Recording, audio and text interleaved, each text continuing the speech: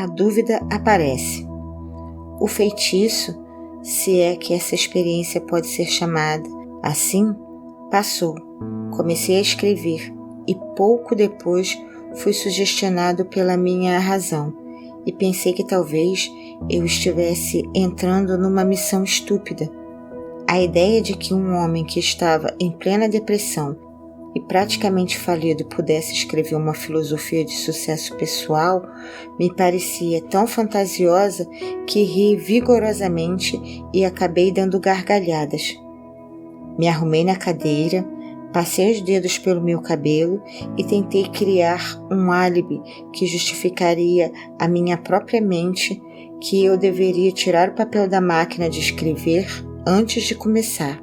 Mas a vontade de continuar era muito mais forte do que o desejo de desistir, e acabei me reconciliando com a minha tarefa e segui em frente. Olhando para os eventos passados, agora sob a ótica de tudo o que aconteceu, posso ver que essas pequenas experiências de adversidade pelas quais passei foram entre as mais enriquecedoras e lucrativas de todas as minhas vivências. Elas, na verdade, foram bênçãos, porque me forçaram a continuar um trabalho que finalmente me trouxe uma oportunidade para me fazer mais útil ao mundo do que eu jamais teria sido caso eu tivesse sido bem-sucedido em quaisquer dos planos ou objetivos anteriores. Por quase 3 meses, trabalhei nesses manuscritos, finalizando-os durante o começo de 1924. Assim que os completei, me senti novamente compelido a voltar ao grande jogo dos negócios americanos. Sucumbindo ao meu desejo, comprei a Faculdade de Negócios Metropolitana de Cleveland, Ohio, e comecei a organizar os planos para aumentar a sua capacidade. No final de 1924, tínhamos nos desenvolvido e expandido, adicionando novos cursos. Havíamos dobrado os números considerando o melhor momento que a escola já tinha vivido. Novamente, o germe do descontentamento começou a se fazer sentir em meu sangue. Mais uma vez, eu sabia que não poderia achar a felicidade nesse tipo de empreendimento. Repassei o negócio aos meus sócios e fui para a plataforma de palestras, falando sobre a filosofia de realização e sucesso pessoal para a organização pela qual eu havia devotado tantos dos meus anos anteriores. Uma noite estava marcado para eu palestrar em Canton, Ohio. O destino, ou o que quer que algumas vezes pareça moldar o futuro dos homens, não importasse o quanto eu tentasse lutar contra ele. Novamente me colocou cara a cara com uma nova e muito dolorosa experiência. No auditório, em Canton, estava sentado Don R. Miller, responsável pela publicação de Canton Daily News. O Sr. Miller ficou tão interessado na filosofia de realização e sucesso pessoal da minha palestra naquela noite que me convidou para visitá-lo no dia seguinte. Essa visita resultou em um acordo de parceria que era para ter acontecido no dia 1º de janeiro seguinte, quando o Sr. Miller planejava renunciar ao cargo de chefe da publicação do Daily News, para se encarregar do negócio e da publicação da filosofia na qual eu estava trabalhando. Contudo, em julho de 1926, o Sr. Miller foi morto por uma figura carimbada do submundo e um policial de Canton, sendo ambos posteriormente sentenciados à prisão perpétua. Ele foi morto porque estava expondo em seu jornal uma ligação entre os bandidos e alguns membros da polícia de Canton. O crime foi um dos mais chocantes que a era da proibição já produziu.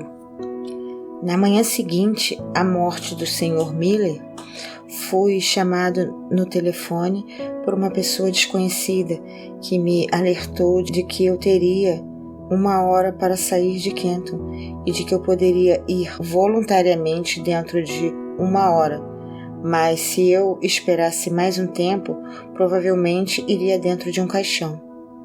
Minha associação com o Sr. Miller havia aparentemente sido mal interpretada. Seus assassinos, de certo, acreditavam que eu estava conectado de forma direta à exposição que ele vinha fazendo em seus jornais. Não esperei acabar o meu limite de 1 hora, mas imediatamente entrei no meu carro e dirigi para a casa de parentes nas montanhas, a oeste da Virgínia, onde fiquei até que os assassinos tivessem sido colocados na prisão. Essa experiência veio bem dentro da categoria descrita pelo Sr. Carnegie, como uma emergência que força homens a pensarem. Pela primeira vez na vida, conheci a dor do medo constante. A minha experiência de alguns anos anteriores em Columbus havia preenchido a minha mente com dúvida e indecisão temporária, mas essa preencheu a minha mente com um medo que parecia impossível de remover. Durante o tempo em que eu estava escondido, raramente deixava a casa à noite, e quando saía, mantinha minha mão em uma pistola automática levada no bolso do casaco, mantida destravada para ação imediata. Se um automóvel estranho parasse em frente à casa onde eu estava escondido, eu ia imediatamente para o porão e, com cuidado, escrutinava os seus ocupantes através das janelas. Depois de alguns meses convivendo com esse tipo de experiência, meus nervos começaram a sentir. A coragem sumiu por completo, assim como a ambição que eu tinha em meu coração durante os longos anos de trabalho em busca das causas do fracasso e do sucesso também partiu. Vagarosamente, passo a passo, me senti caindo num estado de total letargia da qual eu temia que jamais conseguisse emergir. O sentimento deve ter sido o mesmo que aqueles que pisam na areia movediça sentem quando se dão conta de que cada esforço que fazem para tirá-los da areia apenas leva mais para o fundo. O medo é uma areia movediça que se retroalimenta. Se a semente da insanidade estivesse presente na minha constituição física, certamente ela teria germinado durante esses meses, subsistindo como um morto-vivo. Indecisão completa, sonhos irresolutos, dúvidas e medo eram tudo o que a minha mente experimentava dia e noite. A emergência que encarei fora desastrosa por 2 motivos. Primeiro, a verdadeira natureza dessa emergência me manteve em um estado de constante indecisão e medo. Segundo, esse enclausuramento forçado me deixou num estado de tensão constante. Eu tendia a me preocupar com o peso do tempo que passava. A minha faculdade da razão tinha sido quase paralisada. Me dei conta de que precisava trabalhar a mente para sair desse estado mental. Mas como? Os recursos que tinham me ajudado a resolver todas as emergências anteriores da minha vida parece que criaram asas e me deixaram completamente à mercê da situação. Além de todas as dificuldades que eu estava enfrentando até esse momento, outra situação que parecia mais dolorosa do que todas as outras combinadas surgiu. Era a tomada de consciência de que eu havia gastado a maior parte dos meus últimos anos em busca do arco-íris, procurando aqui e lá pelas causas do sucesso, e me achando agora nesse exato momento mais fraco e incapacitado do que qualquer uma das 25.000 pessoas as quais eu havia julgado como sendo fracassos. Esse pensamento era quase enlouquecedor.